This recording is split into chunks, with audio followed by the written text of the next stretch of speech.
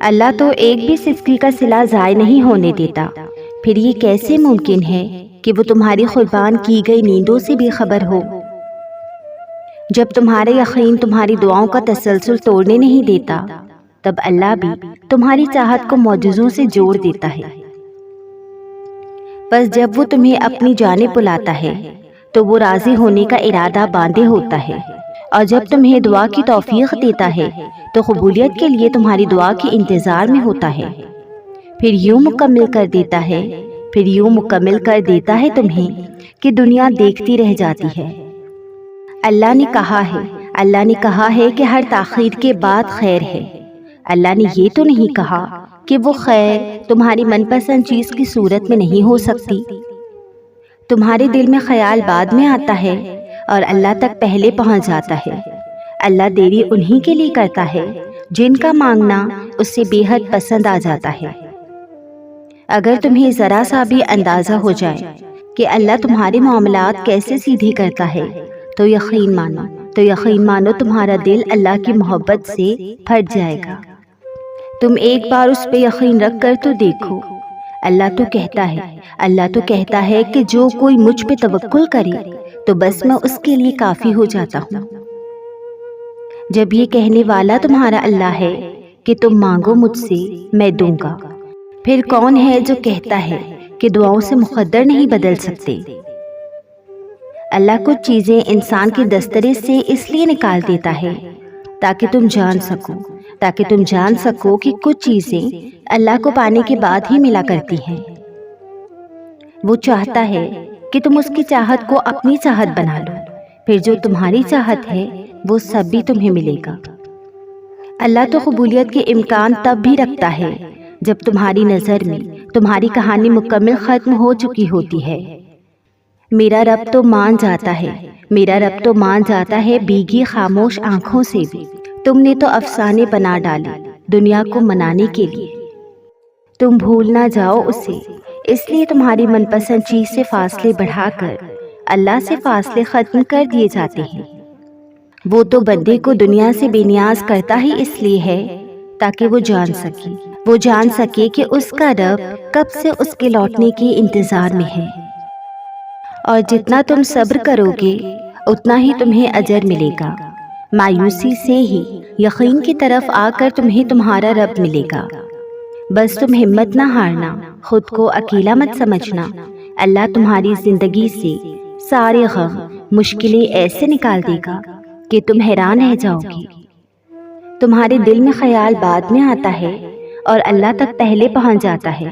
اللہ دیری انہی کے لیے کرتا ہے جن کا مانگنا اس سے بے حد پسند آ جاتا ہے۔ تم ایک بار اللہ کے ہو کر تو دیکھو، اس نے ساری مخلوق کو تمہارے قدموں میں لا کر نہ بٹھایا تو کہنا صبر کر لو یہ سوچ کر کہ جو ہو رہا ہے اس میں اللہ کی مصلحت ہے اور تمہارے لیے بہتری ہے۔ تمہاری مشکلات چاہے آسمان جتنی ہی بڑی کیوں نہ ہو، اگر تمہارا یقین اللہ پر ہے تو تمہیں کوئی ہرا نہیں سکتا۔ جب وہ مان جاتا ہے نا تو جگ سارا یہ ہار جاتا ہے۔ پھر جس کا حکم وہ دیتا ہے وہ ہر حال میں مل کر ہی رہتا ہے۔ جب تم صبر کر کے اپنا معاملہ اللہ کے سپرد کر دیتے ہو تو وہ بھی ثابت کر کے دکھاتا ہے کہ وہ واقعی صبر کرنے والوں کے ساتھ ہے۔ ممکن ہے یہ انتظار تمہارے یقین کا امتحان ہو، اور تم جو مانگتے ہو دعاؤں میں وہی تمہارے صبر کا انعام ہو۔ وہ نہ چاہے تو کوئی پتا بھی نہیں ہل سکتا۔ وہ چاہتا ہے تبھی تو تمہارے منہ سے دعا جاری ہوئی ہے۔ ہاتھوں کا اٹھ جانا یا سر کا جھک جانا کبھی بھی ہمارے بس میں نہیں ہوتا۔ ہم اللہ کو کبھی نہیں چنتے بلکہ اللہ ہمیں چنتا ہے۔ وہ کہہ چکا ہے تم چاہ بھی نہیں سکتے جب تک اللہ نہ چاہے، تو پھر مان لو کہ اس نے چاہا ہے ایسا ہونا، تبھی وہ تمہیں یہاں تک لایا ہے۔ کیا پتا تمہیں آخر میں وہی مل جائے جو تم اللہ سے مانگ رہے ہو، صرف اس وجہ سے کہ تم نے صبر کیا اور دعا مانگنا نہیں چھوڑا۔ یہ دنیا جو تمہیں ناممکن سے ڈراتی ہے، تمہارا اللہ اکیلا ہی اس دنیا پر بھاری ہے۔ تو لے چلو اس کے در پر اپنی ہر فریاد کو، وہ قادر ہے ناممکن کو ممکن میں تبدیل کرنے میں۔ اللہ کے سوا دنیا میں ایسی کوئی طاقت نہیں جو انسان سے کچھ چھین لے یا عطا کر دے۔ تم جو چاہتے ہو مانگو اللہ سے، اللہ ہی دے گا اور ضرور دے گا انشاءاللہ۔ جب تم اس کی دی ہوئی آزمائش پر صبر کرتے ہو، اس کی رضا کے آگے سر جھکا دیتے ہو، تو وہ تمہیں چن لیتا ہے اپنے من پسند بندوں میں۔ تمہاری امید کو اللہ اس لیے برقرار رکھے ہوئے ہے کیونکہ اس نے تمہیں عطا کرنے کی ساری تیاری کی ہوئی ہے، اور تمہاری تہجد کی دعاؤں کی وجہ سے تمہیں وہ حاصل ہو جائے گا جس کا تمہیں انتظار ہے۔ جب تمہارے سامنے اچانک کوئی آیت آتی ہے نا، تو وہ تمہارے سوالوں کے جواب ہوتے ہیں۔ وہ کبھی بھی اپنے بندوں کو تنہا نہیں چھوڑتا۔ صبر کرو اس نیت سے کہ اللہ تمہاری نیت دیکھ رہا ہے، وہ تم کو خالی ہاتھ نہیں لوٹائے گا۔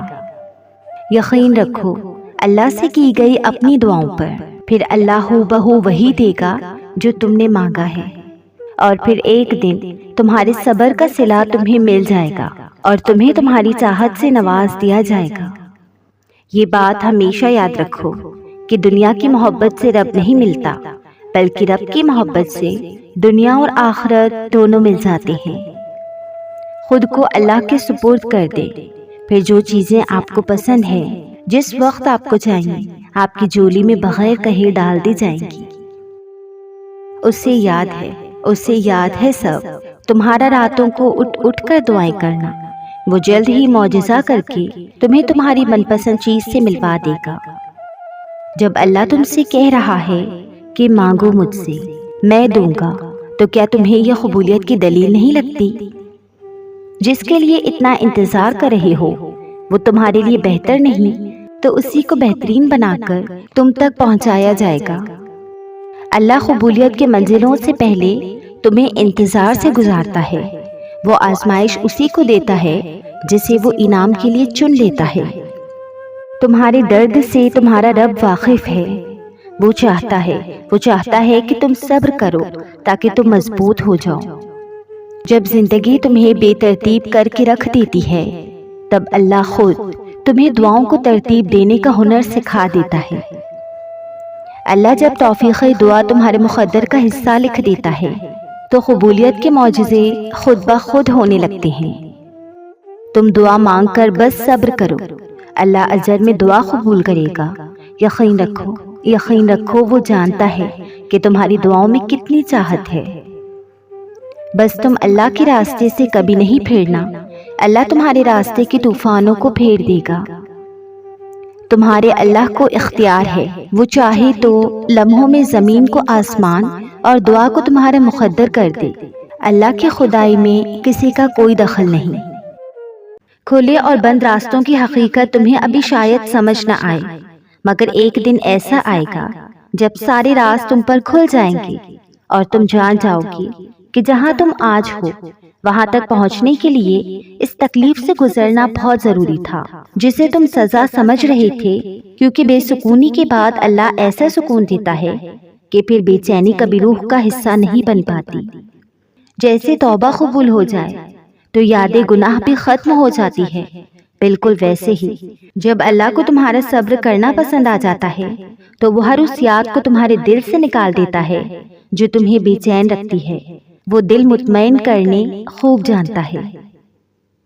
اور میں نے اپنی زندگی سے یہی سیکھا ہے کہ اللہ سے محبت کر کے کوئی بھی دنیا کی محبت سے خالی نہیں رہتا۔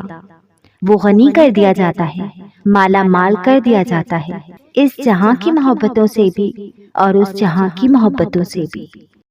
مگر ضروری نہیں کوئی تہجد پڑھتا ہے تو وہ کسی انسان کی محبت ہی مانگتا ہو، کیونکہ وہ جو اللہ ہے نا، اس کی محبت میں بڑا سکون ہے۔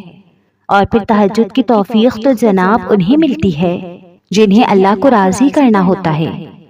امید نہ چھوڑنا کہ تمہارا وہی اللہ ہے جو ہاجرہ کا تھا۔ اس نے ہاجرہ کو پیاسا نہیں رکھا، وہ تمہاری التجائیں بھی رد نہیں کرے گا۔ صبر ایک بہت مشکل آزمائش کا نام ہے۔ زندگی میں اکثر مقام ایسے آتے ہیں جب انسان کہتا ہے آخر کب تک، میں ہی کیوں؟ اور بے شک یہ فطری طور پر ہوتا ہے، بہت تھک جاتا ہے انسان۔ بس ایک بات یاد رکھیں، آپ کی آزمائش جتنی مشکل ہوتی ہے اس کا اجر بھی اتنا ہی عظیم ہوگا، کیونکہ جب اللہ تمہارے دل میں کسی چیز کا خیال پیدا کرتا ہے تو وہ چاہتا ہے کہ تم اس سے مناؤ، اسے وہ چیز تمہیں دینے کے لیے آمادہ کرو، بار بار اس سے پکارو، بار بار جولی پھیلاؤ تاکہ وہ کن فرما سکے اور تمہاری فرمائش پوری کر سکے۔